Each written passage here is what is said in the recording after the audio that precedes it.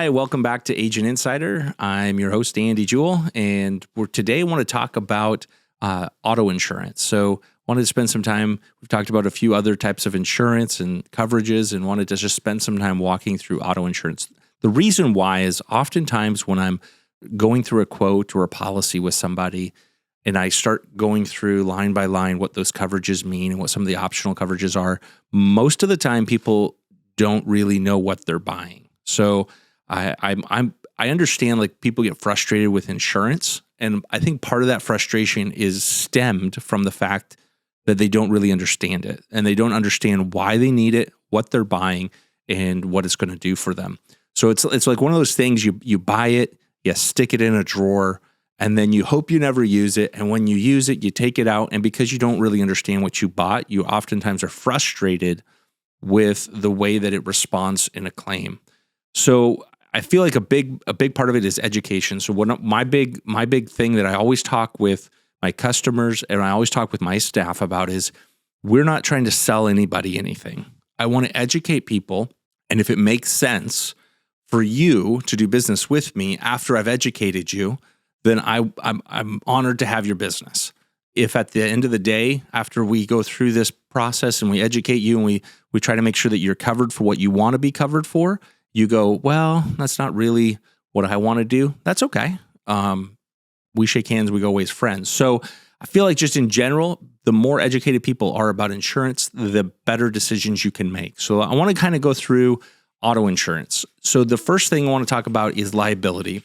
And that's usually the first thing that comes up on a declarations page for your auto insurance. The liability is going to be, typically there's two ways you can have liability. You can have a single limit or you can have a split limit. A single limit is going to be your bodily injury and your property damage are all bundled up into one coverage amount. So you might have a single limit of $100,000, $300,000, or $500,000. That means that if you're at fault, the liability to the other person and the property for the whole accident is one amount. So $100,000, $300,000, $500,000. A split limit is going to be where they're going to have an amount per person. So just using for an example, $100,000 per person, $300,000 per accident, and $100,000 for property damage. And the way that would look on your declarations page is 100, 300, 100. So it's per person, per accident, and then per property damage for the whole accident. So the split limits oftentimes can give you a little bit more coverage in the totality, but it might give you less coverage for one individual part of the claim. So there's pros and cons to both a split limit and a single limit. The thing that you want to think about, and I've talked about this in prior episodes, liability, I think, is the most important part of your auto insurance because it protects you from being sued if you are at fault in an accident. So I recommend people to do an asset analysis, like look at what you could be sued for. If you're at fault in the accident, you could be sued for your assets. And the lawyers for the other person are going to look at your assets, and they're going to look at the amount of insurance that you have that the insurance company is offering to settle the claim. And if there's a big difference between those, they're going to more likely sue you. If they're similar, then they're more likely to settle with the insurance company because they don't have to go to court and go through the whole process of suing you and taking your assets. So you want to look at things like equity in your home, investments, and then 2.5 times your income. And whatever those add up to, that's your assets that you need to protect. And that's what the liability limit should match. And so if it's a single limit, you could use that total amount as your single limit. If it's a split limit, I try to be close on your per person to your asset level, because you want to make sure that if one person is, you T-boned a doctor on his way to work and he can't work anymore, you want to make sure that you can take care of that liability. Next one is uninsured motorists. So the next level down on your declarations page is going to be uninsured motorists. Uninsured motorists is going to cover you if someone hits you and they don't have any insurance or they don't have enough insurance. So you're on your way to work, somebody blows a stop sign, T-bones you, you're seriously injured, and they either don't have any insurance or they just have the state minimum. So in Washington, the state minimum is $25,000 per person for bodily injury. That doesn't go very far if you're in the hospital and you can't work for 6 months. So then your uninsured motorist basically acts as if it was their insurance. And so your insurance company pays out your injury, your medical expenses, your lost wages. And then that way, you don't have to worry about hiring a lawyer to sue them and try to go after them. But instead, your insurance company would do that. And the better part even than like, well, I don't have to hire a lawyer. The better part even than that is that sometimes those people, most of the time, people who carry very low limits don't really have anything. So I had a customer one time, she was trying to save money. So she decided to remove uninsured motorist. And then she got hit by somebody with no insurance, totaled her car. She had some medical expenses. She came in, she's like, what can we do? And I was like, well, unfortunately, you stripped your policy down to just the liability only state requirement. So you were legal to drive, but it doesn't cover your vehicle and it doesn't have uninsured motorist. And so I said, the best thing you could do would be to sue them. She came back about a week later and she's like, well, I can't sue them. Well, she's like, well, I could, but the lawyers won't take the case because the lawyers most of the time will work on a contingency to say, hey, if we go to court, we're going to get 20% or 30% of the settlement. And the lawyer said, well, yeah, we'll win. But the problem is this guy didn't own anything. The only thing that he owned was the vehicle that he hit you with, which is now totaled as well. So the lawyer wouldn't take the case. So that's where uninsured motorist comes in and really protects you, is to say, hey, if that person doesn't have anything, you may not even if you sued them, you may not get anything. Whereas your policy, your uninsured motorist would cover you for your injury. Typically, I recommend to make sure that you have that coverage even on your umbrella policy. An umbrella policy by default will only cover liability to others, but you can add the uninsured motorist so that way you're covered as well. I do that personally, and I recommend that to my clients because I don't want to have to worry if I get hit by somebody. I don't want to be the guy that's like, we lost our house and we're in financial problems because somebody else did this to me and I had no control over it. And I'm just at the mercy of somebody else's insurance or what their assets are. So I recommend having that. I think is really important. The next coverage level down is going to be personal injury protection or medical payments, depending on what state you're in. They have different coverages there. Personal injury protection or medical payments pays for your injuries or your medical expenses, regardless of who's at fault, for everybody in the car. That's medical expenses. Personal injury protection does that as well. Personal injury protection also includes lost wages, has some funeral expenses, and it'll also cover things like, hey, you need somebody to come in and do house cleaning for you because your back was hurt in this accident. So it has some coverages for even the like house cleaning or assistance around the house. So it has some like really nice ancillary coverages. It's definitely a convenience coverage. It's not something that's going to save you from bankruptcy because the limits on those are typically like $10,000, $35,000 for personal injury protection. Medical payments start at $5,000, $10,000, and depending, can go up to $35,000 as well. So those are nice coverages. It's a convenience coverage that can help out. But I tell people like the liability is the bigger issue, and then we kind of go down the road of less important medical expenses and personal injury protection is nice. The next one I would think about would be comprehensive. Comprehensive covers fire, theft, vandalism, and glass. And so that covers if you hit an animal, if your windshield gets broken, someone steals your car, vandalizes your car, all of those sort of things are covered under comprehensive. And then you have collision, which covers if you're at fault in the accident. So if you hit something and it was your fault, damaged your car, then we cover that part of the vehicle to be repaired or replaced if it's totaled out. Some extra coverages that I tell people to think about is when it comes to collisions.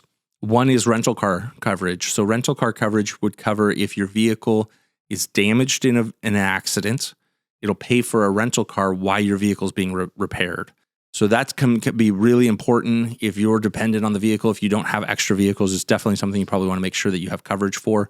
Rental cars are not cheap, and if your vehicle's out of commission for a while, it could be thousands of dollars that you would have to pay to have a rental car. If you have multiple cars and you're like, hey, I'm okay without one of the vehicles, then hey, by all means, don't worry about it. But I would something to think about if you're dependent on that car. Definitely want to make sure you have that coverage in there as well. The other coverage, I was talking with one of our local auto body repair shops, is an endorsement that you can add on None of the policies that I've seen ever come with this automatically. And not even all companies offer this as an endorsement, but it's something you should ask your agent about. Is OEM parts. It's an OEM part endorsement. So that way, if your vehicle's damaged, instead of using aftermarket parts, they'll use original manufactured equipment.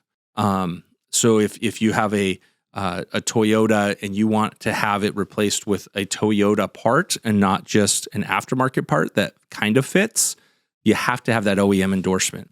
So the insurance companies are trying to be as competitive as possible, and there's extra cost when you do that, right? So if you're using an OEM part from the dealer versus an aftermarket part that you got online, it's going to be more expensive. So the insurance companies are doing that on purpose to try to lower your rates and then give you the option, like, hey, if you want to pay more to have OEM, if that's important to you, then you can add that endorsement. So that's something to think about.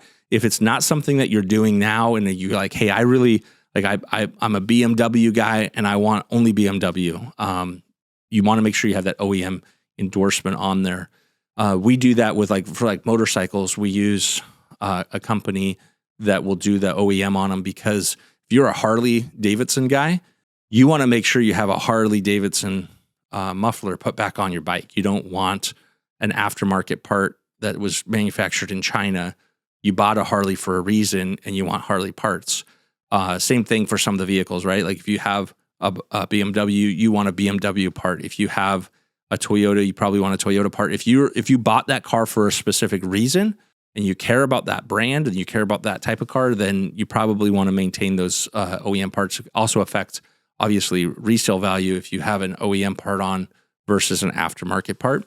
They also do fit a little bit differently, so it can change your repair time. So when I was talking to the guy at the shop, he said, when we get aftermarket parts, sometimes they don't fit properly. We have to send them back and we have to get new parts, and that can take some back and forth to get the parts that fit perfectly. Whereas if you have the OEM part, it's going to fit because it was made for your car, specifically by the manufacturer who made your car. So that's an extra and added coverage. It may not be available with your company, but it's something you should ask your agent about, and it's worth looking into. The other ones, a couple of other ones would be more ancillary coverages would be accident forgiveness. Now, this is something I was more like before I was kind of ambivalent about. Most companies offer this, but changing times, I would recommend this a lot more now than I used to recommend it. Before, it was kind of like, well, either there might be some cost to it, and if there is, you're kind of like, do I bet on that if I get in an accident, it's costing me less to have that accident forgiveness than what it would cost me to have the accident charged against me later.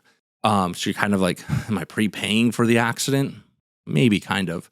But I'd say now, like, it's probably a bigger deal because insurance companies are tightening up their underwriting guidelines. So if you have multiple accidents and tickets, it might affect your ability to get insurance in general. And so I would recommend that is something to think about when you have, especially if you have multiple drivers. If you have young drivers, if you have teen drivers, they say statistically, and no matter how good a driver they are, they say statistically doesn't matter, because it's not if they will have an accident, it's a matter of when they'll have an accident. And I can tell you, like, I've been doing it for 19 years now, and I know not every single kid has an accident, but vast majority of young drivers have accidents at some point. They're just inexperienced, right? Like, they might be great drivers, but they come up with, they're faced with a situation that they haven't experienced before, and they don't know how to react. And so oftentimes it's not because they're being careless. Sometimes it is, right? Like, the distracted driving is a huge problem for young drivers. That's the number one cause of accidents, but it's also just because they don't have the experience of how to react in certain situations. So accident forgiveness is an optional coverage most of the time. It is something I would recommend really looking hard at getting now, because it can make a big difference in your eligibility for different companies. And so different rating tiers, it's not just the accident charging against you, but what rating tier you qualify for if you have chargeable accidents. So that's something that I would definitely recommend thinking about. Towing roadside service. So I don't know. This one's a tough one because it is pretty inexpensive usually to add it to your auto insurance. And traditionally, we've added it to everybody because it's just so inexpensive. The The downside of it is a lot of companies now, we found that when somebody goes to shop, they're counting tow claims against them for eligibility. It's not a chargeable claim. It's not like, hey, we're going to surcharge you for the claim. It's just that you have too many claims activities, so now they won't insure you. So I would recommend, like, if towing is something you feel like, hey, I really need towing and I care about it, rather than put it on your auto insurance, it might make sense to buy a AAA membership. It's more expensive than having it on your auto insurance, but it kind of splits those two apart. So that way, a lockout or a tire change or a breakdown that you have to have the car towed. Now those things are not counting against you as claims with your auto insurance for if you want to look at a different company in the future, because those things are going to be an eligibility issue for some companies. Not all companies, but some companies look at that and go, hey, we're not going to offer it. So, or it might change the tier that you qualify for inside of that company. So it's a good coverage to have. And if you're like, hey, I haven't had an issue in the last 20 years, having one or two of those over the course of a 3-year period, it's not a big deal. If you have one or two of those a year, that becomes a bigger issue for qualifying for different companies. So it's something to think about. I think those are the main ones. There's lots of extra things. So a couple of things to kind of think about just in general on your auto insurance. I guess the other things I would say would be if you have anything customized on your vehicle, that's something to make sure you talk to your agent about. So if you have a custom paint job, or if you've added bolts on performance or anything that you've upgraded and customized on your car, make sure that you tell that to your agent, because some things would be covered, right? If you like, hey, I don't have a stock radio, I have a different radio. Well, if it's just a radio for radio and it's the same type of radio, that's probably not going to be a big difference. But if you add like subwoofers or an amp and things like that, it's like, well, that does change. That's not automatically covered on your auto insurance. If you wrap your car, they do those vinyl wraps now. That's not automatically covered. That's something that you would have to add extra coverage for. If you have a canopy on your truck, that's not automatically covered. You would have to add extra coverage for that. So there's a lot of things that people don't necessarily think about. If you've added things to your car, if you've made changes to the car, it's something you should definitely bring up with your insurance agent just to make sure that it's covered properly on the policy. And maybe you decide like, hey, it's not worth the extra $20 to cover it. And that's fine too, as long as you know, like, hey, that's where I'm at, right? So I think that comes back to where I started, is just education. You want to make sure that you're covered for the things you expect to be covered for, even if it's not covered for everything. It should be covered for what you want it to be covered for. So hopefully that makes sense. Anyways, well, I probably droned on long enough about auto insurance and coverages. If you guys have questions about coverages or you have questions about things insurance related that I haven't touched on yet, feel free to shoot me an email. We use those for future topics on the show. The email address is theagentinsider@gmail.com. That's theagentinsider@gmail.com. Thanks so much, and I hope you have a great day. We'll see you next time.